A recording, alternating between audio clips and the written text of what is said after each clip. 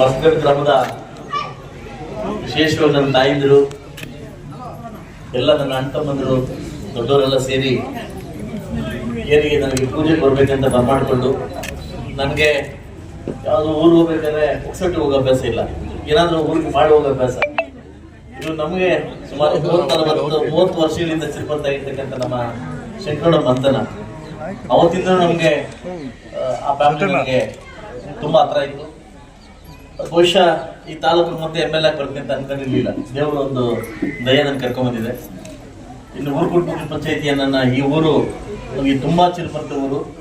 So ಅದರಿಂದ ಈ ಊರಿಗೆ ಏನಾದ್ರು ಮಾಡ್ಬೇಕು ಅನ್ನೋದೊಂದು ನನಗೆ ಆಸೆ ಇತ್ತು.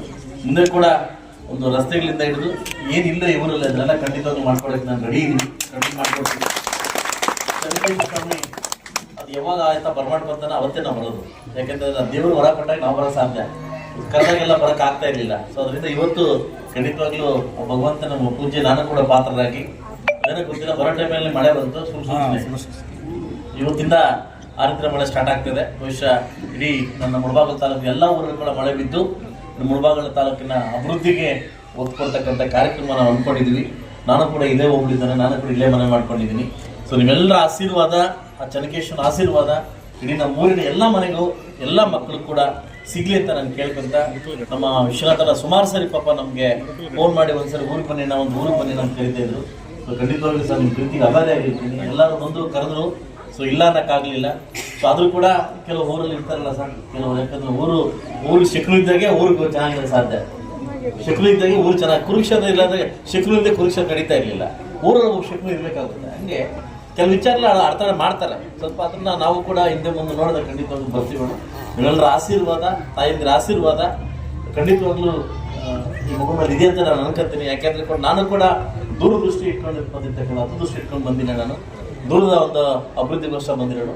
ಸೊ ಮುಂದಿನ ದಿವಸದಲ್ಲಿ ನನ್ನ ಕೈಲಾದಷ್ಟು ಇಡೀ ಮುಳಬಾಗಿಲು ತಾಲೂಕಿಗೆ ಈ ಮಟ್ಲಗಟ್ಟೆಗೆ, ವಿಶೇಷವಾಗಿ ಈ ಮಟ್ಲಗಟ್ಟೆಗೆ ನಾನು ಇವತ್ತು ಕಮ್ಯುನಿಕೇಶನ್ ಮಾಡ್ಕೊಳ್ತಿದ್ದೀನಿ. ನೀವೇನು ಹೇಳಿದ್ರು ನಾನು ಮಾಡ್ಕೊಳ್ಳೋ ಸಿದ್ಧವಾಗಿದ್ದೀನಿ. ನೀವೇನು ಹೇಳಿದ್ರು ಕೂಡ ನಾನು ಮಾಡೋ ಸಿದ್ಧವಾಗಿದ್ದೀನಿ. ಖಂಡಿತವಾಗ್ಲೂ ಅದನ್ನ ಚೆನ್ನಾಗಿ ಉಪಯೋಗಿಸ ಮಾಡ್ಕೊಳ್ಳಿ ಅಂತ ಹೇಳ್ತೀನಿ.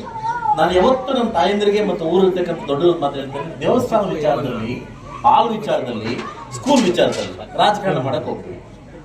ಯಾಕಂದ್ರೆ ಇಲ್ಲಿ ಏನಾದ್ರು ವಿಷಯ ಬಿತ್ತಿದ್ರೆ ಇಡೀ ಪ್ರಪಂಚ ವಿಷಯ ಆಗ್ತದೆ. ಏನಾದ್ರು ಸ್ಕೂಲ್ ವಿಚಾರದ ಬಿತ್ತನೆ ಹಾಕಿದ್ವಿ ಅಂತ ವಿಷಯ ಮಕ್ಕಳು ಕೇಳ್ತಾರೆ. ಹಾಲ್ ವಿಚಾರದ ಬಿತ್ತನೆ ಹಾಕಿದ್ವಿ ಅಂತಂದ್ರೆ ಅದು ಹಾಲಲ್ಲಿ ಆ ಕ್ಯಾಸ್ಟ್ ಈ ಕ್ಯಾಸ್ಟ್ ಒಂದು ಹಾಲು ಬರ್ತದ, ಎಲ್ಲ ಒಂದೇ ಕ್ಯಾಸ್ಟ್, ಎಲ್ಲ ಕ್ಯಾಸ್ಟ್ ಹಾಲು ಬರೋದು ಕಾಮದೇವ್ರಿಗೆ. ದೇವಸ್ಥಾನ ವಿಚಾರ ದೇವ್ರ ಎಲ್ಲ ಕ್ಯಾಸ್ಟ್ಗೂ ಒಂದೇ, ಎಲ್ರಿಗೂ ಒಂದೇ, ಎಲ್ಲ ಪಕ್ಷದವ್ರಿಗೂ ಒಂದೇ. ನಾನು ಎಲ್ಲರಲ್ಲೂ ಕೇಳ್ಕೊಳ್ಳೋದಂದ್ರೆ ಈ 3 ವಿಚಾರದಲ್ಲಿ ಎಲ್ಲೂ ರಾಜಕಾರಣ ಮಾಡಕ್ ಹೋಗ್ಬೇಡಿ. ಎಲೆಕ್ಷನ್ ಬಂದಾಗ ಅವ್ರ ಪಾಡ ಅವಶ್ಯ ಏನು ಮಾಡ್ಕೊಳ್ಳಿ ಅಂತ ಹೇಳ್ತಾ, ಇವರಲ್ಲಿ ಕೂಡ ಅದನ್ನ ನಾನು ಒಗ್ಗಟ್ಟು ಕಾಣ್ತಾ ಇದ್ದೀನಿ. ಮುಂದಿನ ದಿವಸ ಒಗ್ಗಟ್ಟು ಕಾಣ್ತೀನಿ ಅಂತ ಹೇಳ್ತಾ, ಇಷ್ಟು ಪ್ರೀತಿ ಕೊಟ್ಟಿದ್ದಕ್ಕೆ ನಿಮ್ಗೆ ಆಭಾರಿ ಆಗಿರುತ್ತೆ ಅಂತ ಹೇಳ್ತಾ, ಅವಕಾಶ ಕೊಟ್ಟಿದ್ದಕ್ಕೆ, ನಾನು ಬರ್ಮಾಡಿ ಒಂದು ಇದು ಮಾಡಿಕೊಟ್ಟಿದ್ದಕ್ಕೆ ಥ್ಯಾಂಕ್ಸ್ ಹೇಳ್ತೀನಿ. ಒಳ್ಳೆಯದಾಗ್ತದೆ.